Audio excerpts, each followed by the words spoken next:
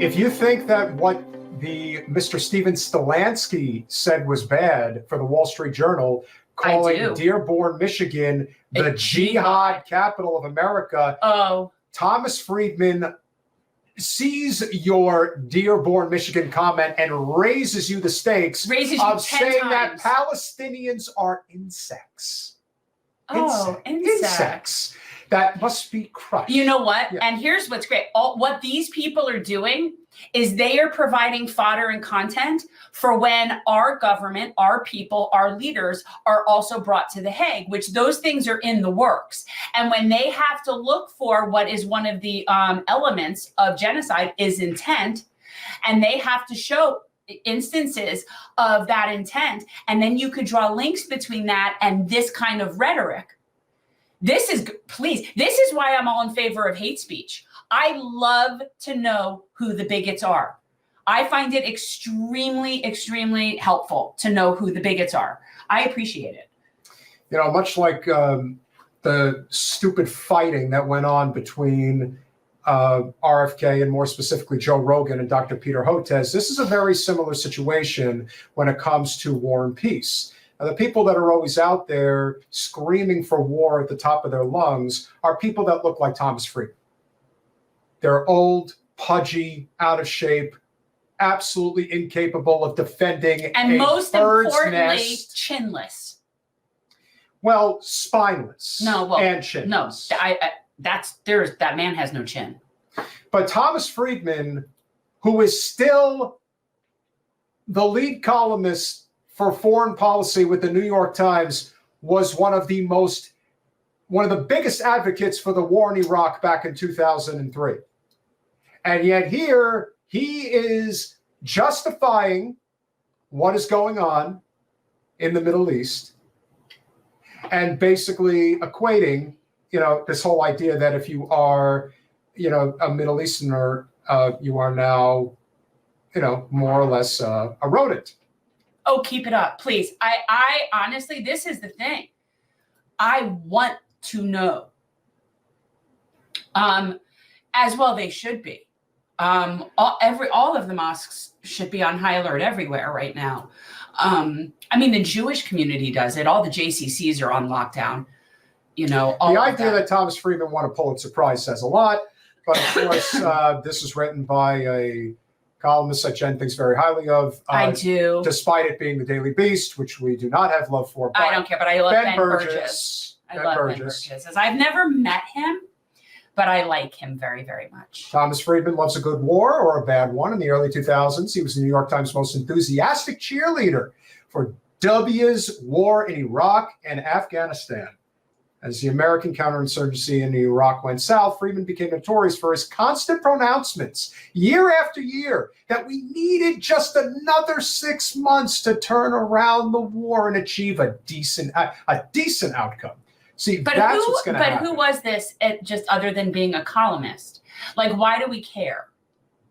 Here's how the Pulitzer Prize-winning columnist at one of the most prestigious newspapers in the world said he prefers to think about the complexities of war and politics in the Middle East.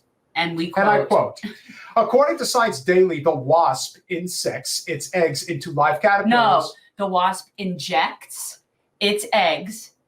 Injects. What did I say? Insects. Injects its eggs. The wasp injects its eggs into live caterpillars, and the baby wasp larvae slowly eat the caterpillar from the inside out, bursting out once they have eaten their fill. Is there a better description of Lebanon, Yemen, Syria, and Iraq today? They are caterpillars. The Islamic Revolutionary Guard Corps is the wasp. The Houthis, Hezbollah, Hamas, and the Kataib Hezbollah, are the eggs that hatch inside the host. Lebanon, Yemen, Syria, and Iraq, and eat it from the inside out. So yes, he just equated Arabs with larvae and just compared a whole host of countries to hosts of larvae. Yeah, this is what Gaza looks like and insects that host larvae.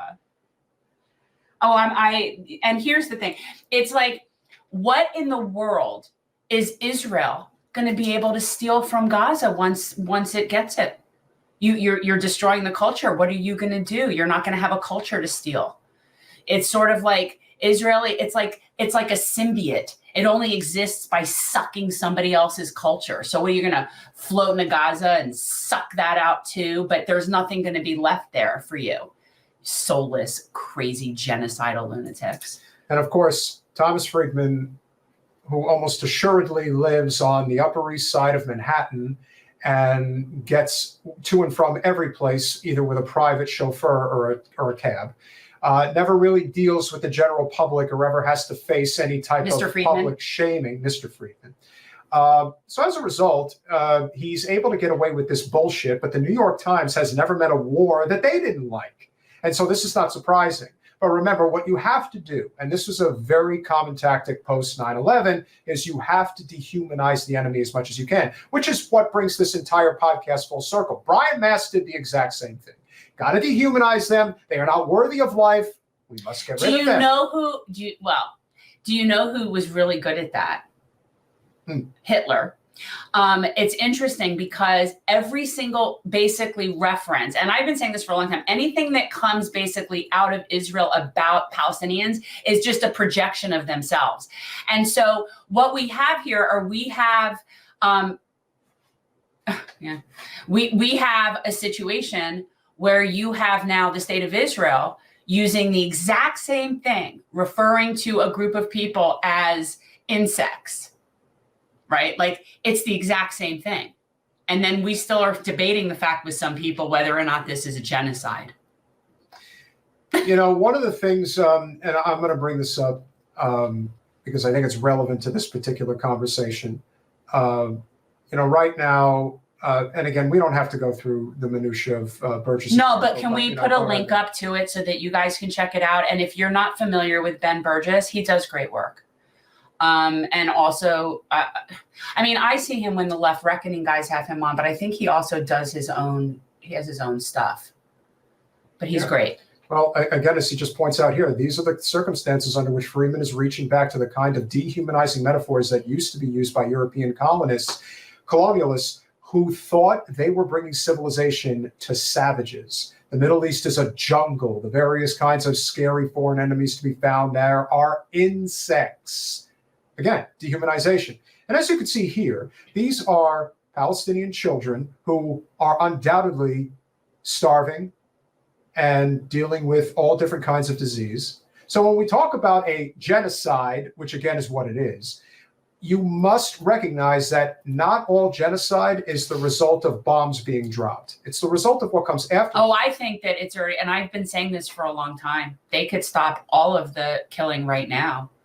And I think that the chain of events that has been set in place in terms of disease, the malnourishment, and we're not even discussing the psychological trauma and issues and orphans and what's going to be going on. Like the other big, there's another big issue here that isn't being talked about that I think has to be addressed. You know, we put out a number of videos recently being pretty critical of the president, and rightfully so. But you have a lot of people that are coming on to the comment section who claim to be on the political left, and they are saying, and I quote, "But it will absolutely be worse under Trump because I know it will be, just take my word for it. In addition to that, you have to support Joe." Not even a concession. I still don't understand this idea of, will you support Joe Biden if he ends the genocide? You don't even go there. You just go to, well, you have to vote for Joe anyway because things are really bad. Trump gets back in there. These are peppers. They're progressive except for Palestine. They're peppers. Thanks for watching.